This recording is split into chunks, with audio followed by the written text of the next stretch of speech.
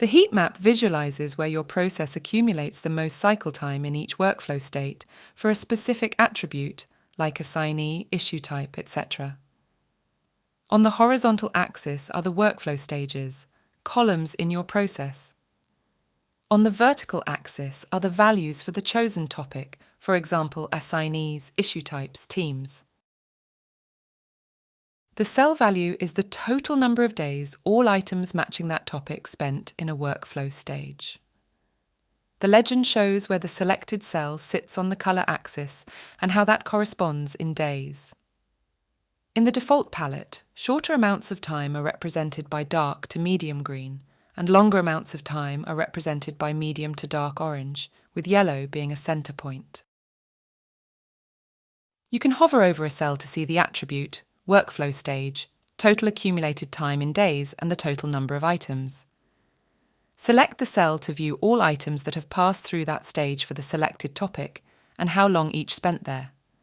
You can then click an item for more details.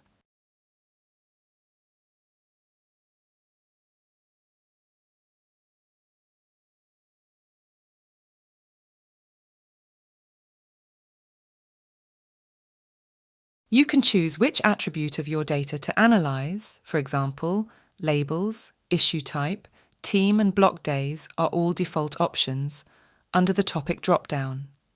Topics are pulled from your data's fields and thus will be chosen during dataset creation. Users can choose from 4 color palettes, including 3 colorblind-friendly options. The palette affects how time values are colored on the chart. Just like on our other charts, you can use the selected data chart at the bottom of the page to select a specific time period you wish to analyze. Select and deselecting workflow stages will allow you to make your analysis as granular or broad as you wish. Unchecking a stage will roll its time into the previous stage, so the total duration is always represented. The heat map is designed to show the relationship between your chosen attribute and how it moves through your workflow. It can be a powerful tool in helping identify bottlenecks, work item parking garages, and uncovering trends or patterns in your workflow that you were otherwise unaware of.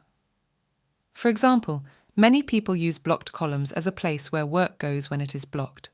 On the surface, this makes sense, but in practice, this can lead to that workflow stage becoming a parking space for when tickets become inconvenient. If the source of the blockage is never discovered, tickets continue to sit idle whilst more work is started and less work is finished. The heat map is an excellent way to clearly see this type of problem. We recommend keeping your workflow as granular as possible so you can analyze how your work goes through each workflow stage. We hope that this tour of the heat map aided you in your actionable Agile journey. Please feel free to reach out to us via our support portal or by email at support@55degrees.se.